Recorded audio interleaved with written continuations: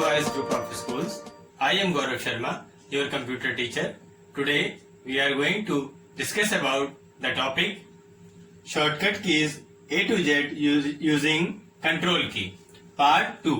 आज हम आपके जो टॉपिक हमने आपके लास्ट वीडियो में डिस्कस किया था, जिसमें हमने आपको शॉर्टकट कीज के बारे में बताया था, ए से लेकर के वहां पर हमने एम तक डिस्कशन किया था कि ए टू एम कंट्रोल की के साथ में अगर हम अल्फाबेट्स को ए टू एम अल्फाबेट्स को अगर हम अलग अलग प्रेस करते हैं तो उनका क्या यूज होता है, कौन से फंक्शन परफॉर्म होते हैं, इसके बारे में हमने लास्ट क्लास में डिस्कस किया था।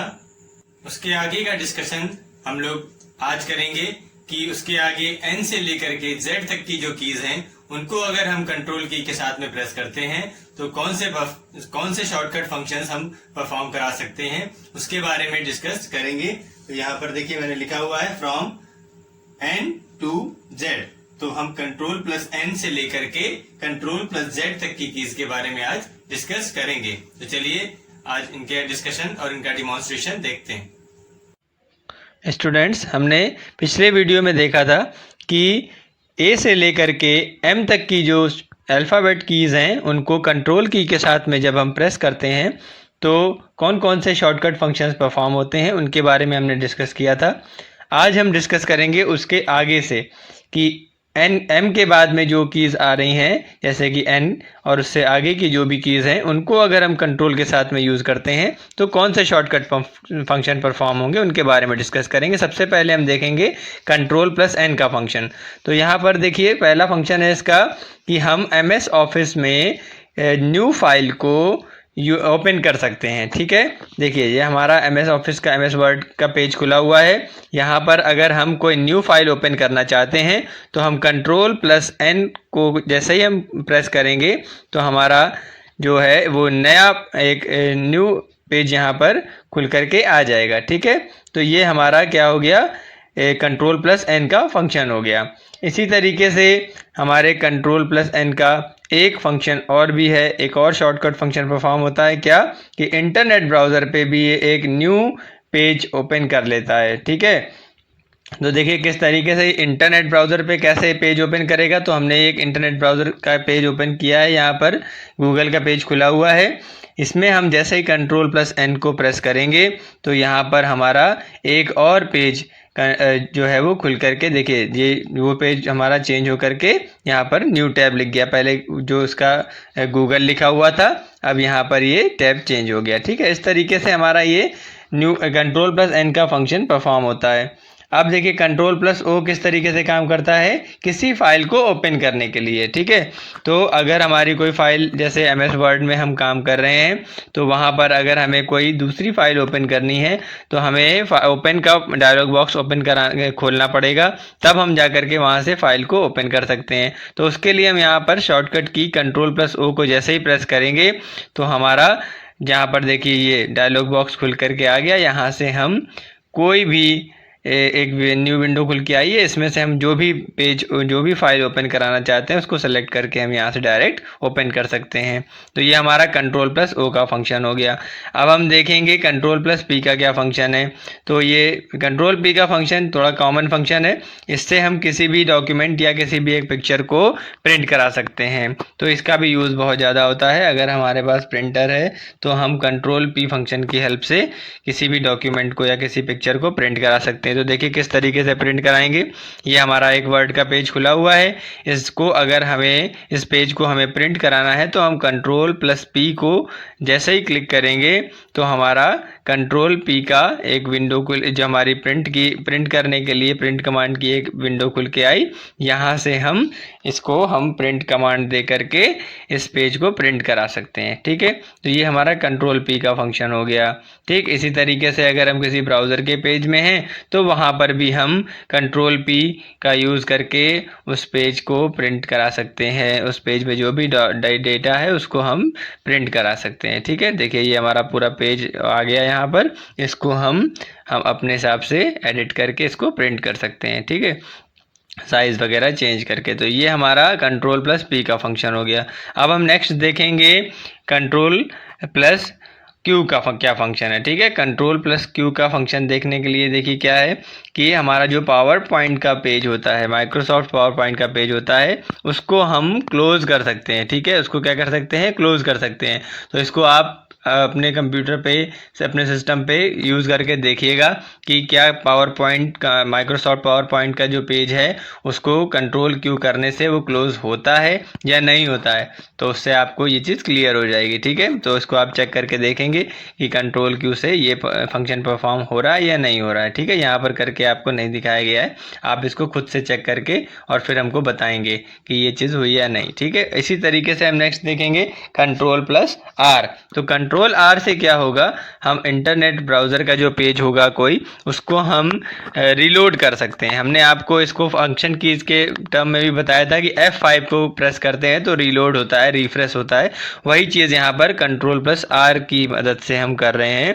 कंट्रोल प्लस आर को जैसे ही प्रेस करेंगे तो देखिए हमारा ये पेज बार बार रीलोड हो रहा है या रिफ्रेश हो रहा है। ठीक है, तो ये हमारा कंट्रोल प्लस आर का फंक्शन हुआ। ठीक है, अब हम देखेंगे नेक्स्ट कंट्रोल प्लस एस का क्या फंक्शन है। ठीक है, तो कंट्रोल प्लस एस का फंक्शन क्या है, ये भी कॉमन फंक्शन है।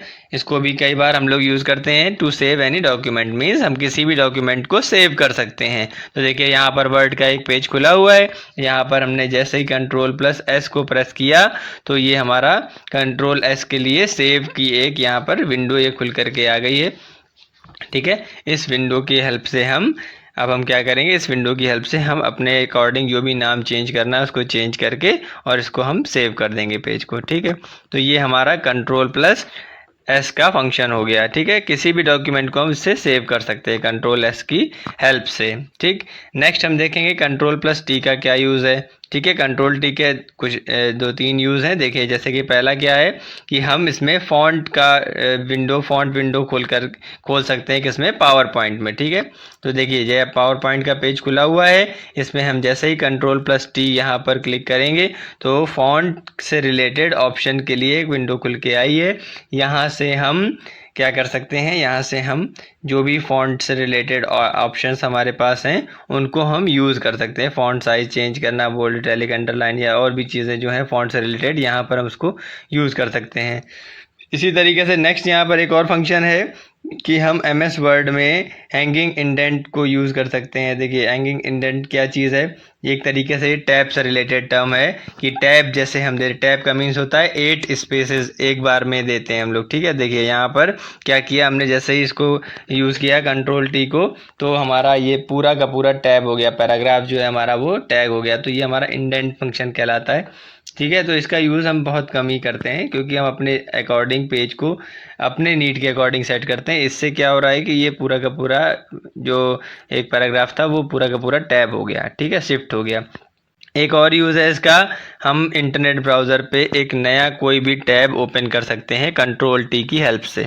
ठीक है, तो देखिए किस तरीके से हमने एक पेज ओपन किया है ब्राउज़र का।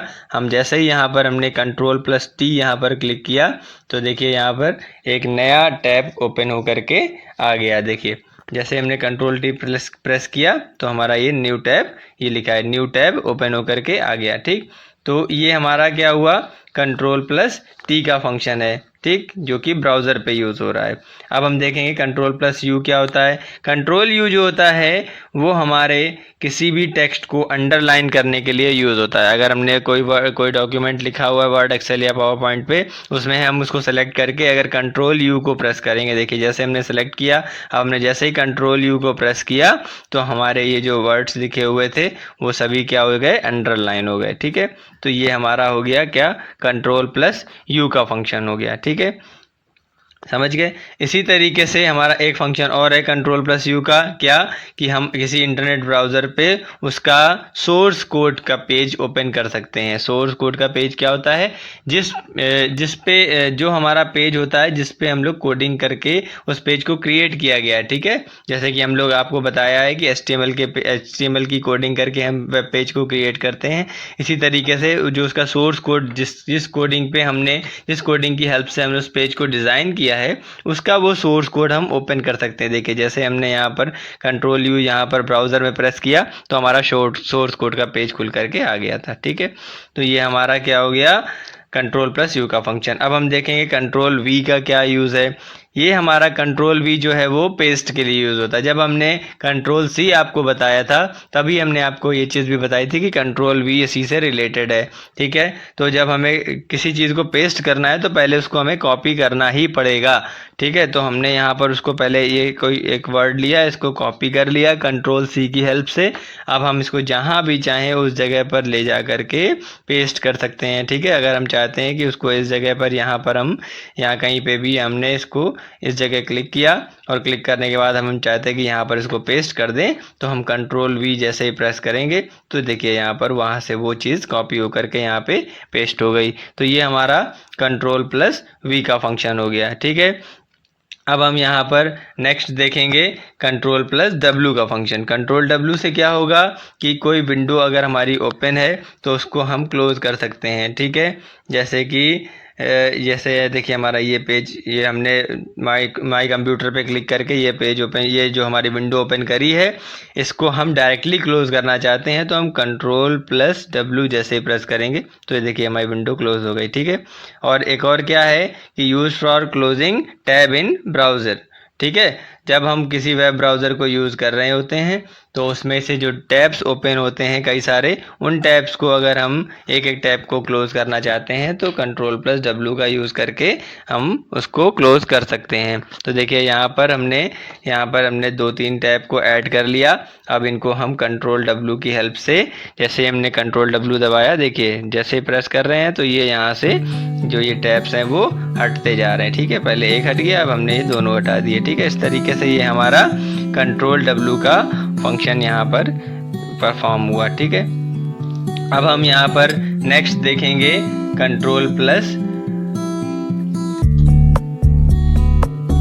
एक्स का फंक्शन, ठीक है। तो कंट्रोल एक्स में देखिए क्या होगा। कंट्रोल एक्स का जैसे ही हम लोग यूज़ करेंगे तो किसी भी टेक्स्ट या इमेज या वीडियो को हम कट कर सकते हैं। कट करने का मीन्स क्या होता है, उसको हम पेस्ट करने के लिए कहीं पे तो कट करके पेस्ट कर सकते हैं। अभी हमने कॉपी और पेस्ट सीखा था, यहाँ पर हमें कट पेस्ट करना आएगा, ठीक है। कंट्रोल एक्स हमने इसको सेलेक्ट करके कंट्रोल एक्स जैसे ही हमने प्रेस किया तो ये यहाँ से देखिए ये कट हो गया, ठीक। अब हम इसको जहाँ पे चाहें वहाँ पे कंट्रोल वी की हेल्प से उसको पेस्ट कर सकते हैं, ठीक है। तो हमने यहाँ से इसको कट किया है। अब हम इसको यहाँ से लेकर के किसी दूसरी जगह ले जा कर के वहाँ हम इस डेटा को, सेम डेटा को, अगर कोई डॉक्यूमेंट या कोई पिक्चर भी होती तो उसको भी हम कट करके वहाँ पे पेस्ट कर सकते हैं, ठीक है। तो ये हमारा कंट्रोल एक्स हो गया।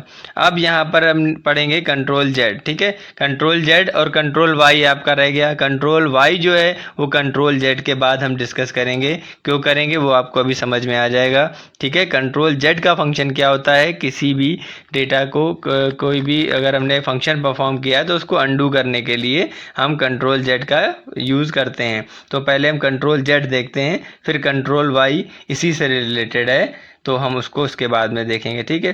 तो देखिए कंट्रोल जेड के लिए हमने यहाँ पर कोई चीज़ को, ये एक लाइन लिखी थी, इसको सेलेक्ट करके बोल्ड कर दिया और इसको सेलेक्ट करके इटैलिक कर दिया, ठीक है। अब हमने बोल्ड इटैलिक तो कर दिया, अगर हम इसमें से चाहते हैं कि ये फिर से अपनी जो इनिशियल पोजीशन थी, इनिशियल जो इसके फॉन्ट्स थे उस पे फॉन्ट स्टाइल पे ये चेंज हो जाए, तो हम जैसे ही देखिए कंट्रोल जेड जैसे ही हमने यहाँ पर हम क्लिक करेंगे तो यहाँ पर जो हमारा फर्स्ट जो लास्ट वाला जो हमारा चेंजेस है वो दोबारा से सही पहले वाली पोजीशन पे आ गया। देखिए इटैलिक था तो वो नॉर्मल हो गया, ठीक है।